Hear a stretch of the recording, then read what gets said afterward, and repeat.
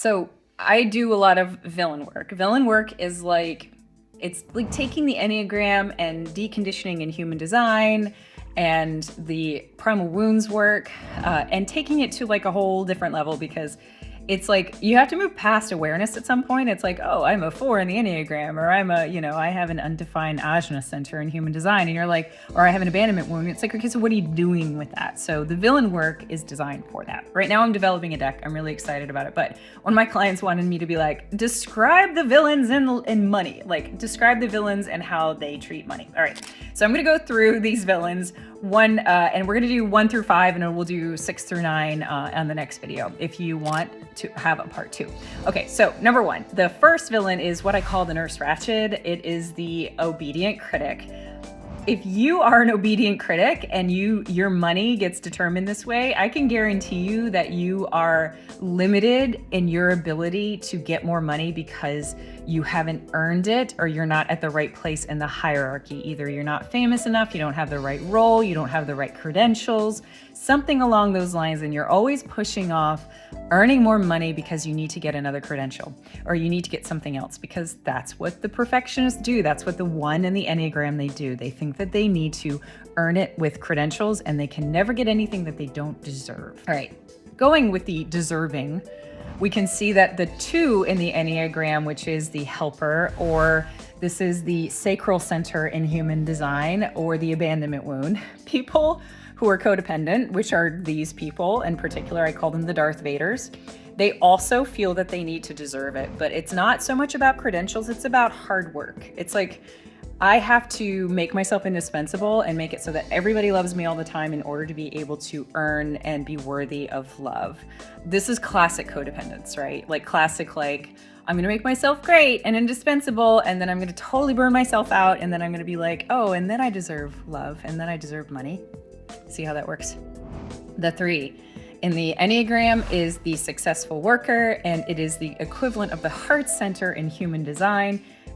And it's what I call the Regina George, because it is all about appearances and about, oh, who looks the best, who's got the most superficial outward expression of success, that person deserves the most money. So you can see there's a lot about deserving in here, but successful workers are actually incredibly hard workers, but they're also incredibly hard at working hard at making themselves look the best. So if you are in this, you are likely, it's kind of a combo if you want to think of somebody who works really hard and also like rises up through the ranks, but it may be a lot of smoke and mirrors. So if you feel that you are resonating with that, then there's a chance that your money is easy come, easy go.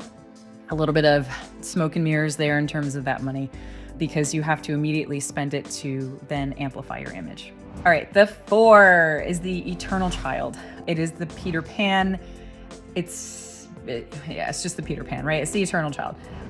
This is when we move from hardworking, which is the 1, 2, 3, or the those first 3 villains, to the more hardcore entitled, right? Like eternal children believe that they have been wronged fundamentally, and they feel victims, and therefore they deserve money.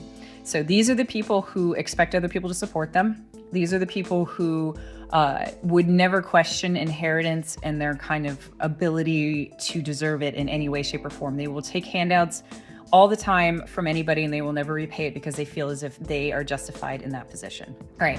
Then we get on to the 5, which I call the Dr. Jekyll.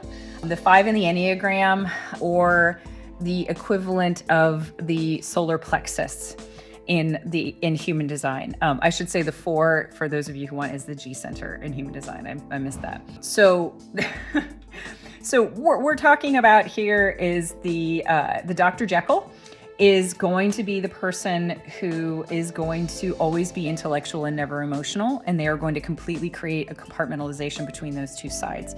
So for them, they'll find that money is really hard to get a lot of the time, unless they feel that they have enough authority to be able to be entitled to that money.